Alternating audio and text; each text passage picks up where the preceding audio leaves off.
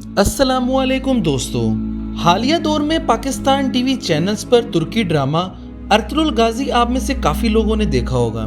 ये ड्रामा सल्तनत उस्मानिया के जद्दे अमजद अर्तुगरुल की ज़िंदगी के नशेबो फराज पर मबनी है और इसी ड्रामा में एक पुरनूर चेहरे के हामिल हस्ती को अर्तुगरुल के रूहानी मददगार के तौर पर भी दिखाया गया है। उन हस्ती का नाम है शेख अकबर मुहियुद्दीन इब्नुल अरबी। आपको बताते चलें कि इब्नुल अरबी किसी मामूली शख्सियत का नाम नहीं है। ये 12वीं सदी के एक अजीम फ़लसफ़ी, आलिम, मुफक्किर और मुहक्किक हैं। इनका शुमार आलम इस्लाम की चंद अहम दानिश्वराना और सूफिया में होता है। एक अंदाजे के मुताबिक तकरीबन 800 किताबों के मुसन्निफ इब्नुल अरबी को सूफिया ने शेखुल अकबर का खिताब दे रखा है और आज तक ये लक़ब किसी और वली को नहीं मिल सका। आप अरब के मशहूर कबीले बनु तै से ताल्लुक़ रखते थे, जो अपनी सखावत के बाइस ना सिर्फ अरब बल्कि तमाम दुनिया में मशहूर व मरूफ है। हातिम ताई नामी मशहूर ज़माना शख्सियत भी इसी कबीले यानी बनु तै से ताल्लुक़ रखते थे। हातिम ताई की औलाद में से एक सूफी मश घराने ने उंदलस यानी स्पेन आकर रिहाइश इख्तियार की। इनमें से कुछ नस्लों बाद शेख इब्नुल अरबी पैदा हुए। इब्नुल अरबी के दादा, वालिद और मामू इन सब का शुमार उंदलस के बड़े उलमा और अहले तसव्वुफ में होता है। इब्तदाई उम्र में इब्नुल अरबी का रुझान तसव्वुफ और तस्किया की जानिब नहीं था, लेकिन फिर एक ऐसा वाक़या पेश आया जिसने आपकी पूरी ज़िंदगी को बदल कर रख दिया। क्योंकि आपके वालिद रियासत के वज़ीर थे, इसीलिए रईसाने शहर की महफिलों में शिरकत करना आपका मामूल था। एक दिन का वाक़या है कि जब आपकी उम्र 20 बरस थी और आप अशबेला के किसी अमीर की दावत में मदऊ थे। खाने के बाद जब शराब का दौर शुरू हुआ तो आपने भी जाम को हाथ में लेकर पीना चाहा। इसी दौरान आपको एक गैबी आवाज़ सुनाई दी, ऐ नौजवान, तुम्हारा काम शराब पीना और इस तरह की मजलिसों में शिरकत करना नहीं है। इस आवाज़ ने इब्नुल अरबी पर न जाने कैसा असर किया और आपने अपना शाहाना लिबास तर्क कर दिया और एक चरवाहे का लिबास पहनना शुरू कर दिया और ऐशो इशरत से मामूर ज़िंदगी को छोड़कर ज़ुहद फ़िक्र को अपना शार बना लिया। इसके बाद शेख इब्नुल अरबी ने तरवीज इस्लाम की खातिर अफ्रीका और मशरिक़ वस्ता के कई ममालिक और शहरों का सफ़र किया। इसी दौरान आपने सैकड़ों ज़ख़ीम किताबें भी तहरीर की, जो आज तक अहले तसव्वुफ़ के लिए रहनुमा का दर्जा रखती हैं। और बाज़ लोगों की राय में इब्नुल अरबी एक वली कामिल, उतबे ज़मा और इल्मे बातनी में ऐसी सनत थी जिसमें कलाम ही नहीं। और जबकि उल्मा के एक गिरोह इब्नुल अरबी पर ना सिर्फ कुफर के फतवे आयद करते हैं और यहाँ तक कि उनके मुताबिक वो एक बदतरीन किस्म के मुल्हिद थे।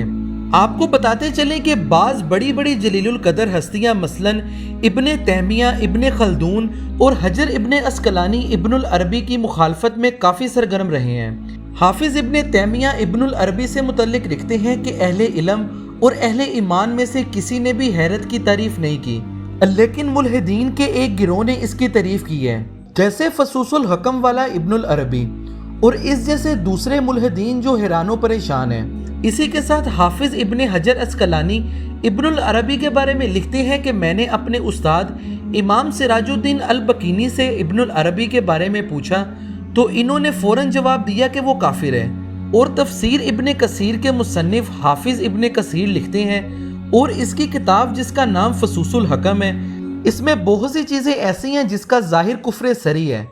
इसी के साथ अल बदाया वल निहाया में इब्नुल अरबी के बारे में मुल्ला अली कारी ने कहा है कि इब्नुल अरबी की जमात के कुफर के बारे में शक न करो।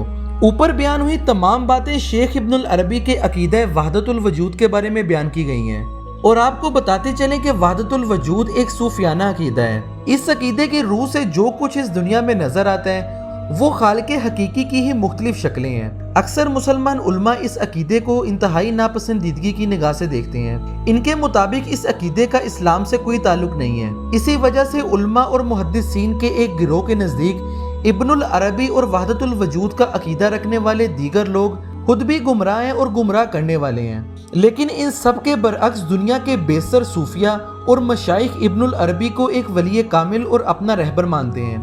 इनके नज़दीक शेख अकबर इब्नुल अरबी की तमाम तर तालीमात कुरान और हदीस के ऐन मुताबिक हैं। खुदा के वजूद से ताल्लुक इब्नुल अरबी का फलसफा ऐन तौहीद पर मबनी है। शेख इब्नुल अरबी के मानने वालों के मुताबिक शेख अकबर की तालीमात क्योंकि बहुत ज़्यादा वसी और फलसफाना है, इसीलिए बहुत से आइमा इनकी बातों की गहराई को समझ ही न सके।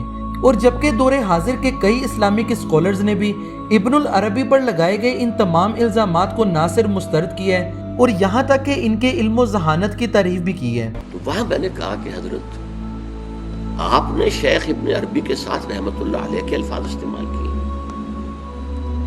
جبکہ ابن تیمیہ نے کوئی شرعی گالی چھوڑی نہیں ان کے لیے۔ زندیق، ملحد، اور آپ اہل حدیث ہیں، یہ کیسے ہوا؟ میں ان کی عظمت کا قائل ہو گیا، ان کی آنکھوں میں آنسو آ گئے۔ کہنے لگے ڈاکٹر صاحب یہ دونوں ہمارے بزرگ ہیں، ہم خرد ہیں، آپس کے اختلافات ہو جانے، ہم چھوٹے ہیں، خرد ہیں، خرد رہنے ہی میں عافیت سمجھتے ہیں، ہمارے لیے دونوں محترم ہیں۔ اور مسجد میں انہوں نے ایک مثال بیان کی تھی کہ شیخ احمد سرہندی رحمت اللہ علیہ نے شیخ ابن عربی کے بارے میں اپنے مکتوبات میں لکھا ہے، ما ذل بردار خان ایشانم لیکن چکنم معاملہ صفات باری تعالی است، کہ ہم شیخ ابن عربی کے دسترخوان کے جھوٹے ٹکڑے کھانے والوں میں سے ہیں۔ کون کہہ رہا ہے؟ مجدد الفسانی کہہ رہا ہے، ما ذل بردار خان ایشانم،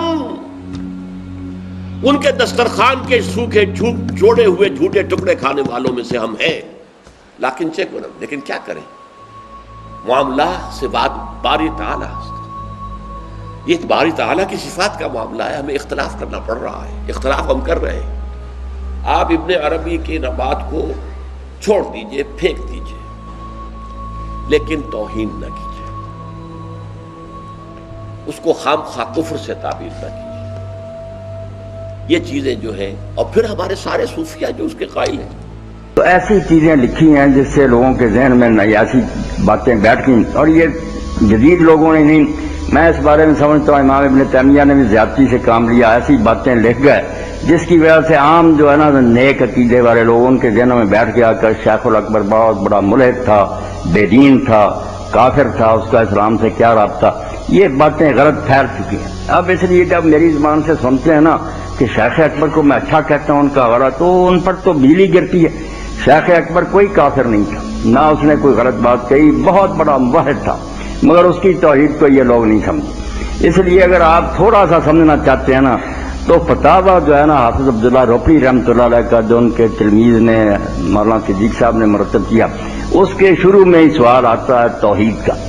وہاں انہوں نے صوفیہ کی توحید کا جب ذکر کیا، توحید افعالی، صفاتی اور ذاتی اور ساری چیزیں بیان کی ہے، تھوڑا سا انہوں نے بیان کیا جس سے انہوں نے کہا نہ کہا کرو کافر، اگر تمہیں سمجھ نہیں آتی، نادانوں وہاں تک نہیں پہنچے تو کیوں نیک لوگوں کا دامن جو ہے نا پھاڑتے ہو، ڈر جاؤ۔ شیخ ابن العربی نے زندگی میں کسی کی مخالفت کی پرواہ نہ کی اور نہ ہی کسی سے مناظرہ کیا۔ آپ صرف خاموشی اور متانت سے لوگوں کی باتوں کو سنا اور اپنی علمی کام جاری رکھا کرتے تھے، اور اسی لیے آج ابن العربی اسلامی فکر کے عظیم سرمایہ ہیں۔ پیارے دوستو، یہ تھی ہماری آج کی ایک انفارمیٹیو ویڈیو۔ آپ کو ہماری ویڈیو کیسی لگی اپنے رائے کا اظہار ویڈیو کے کمنٹ سیکشن میں ضرور دیجیے گا۔ آپ سے ملاقات ہوگی ہمارے آنے والی اگلی ویڈیو میں، تب تک کے لیے اللہ حافظ۔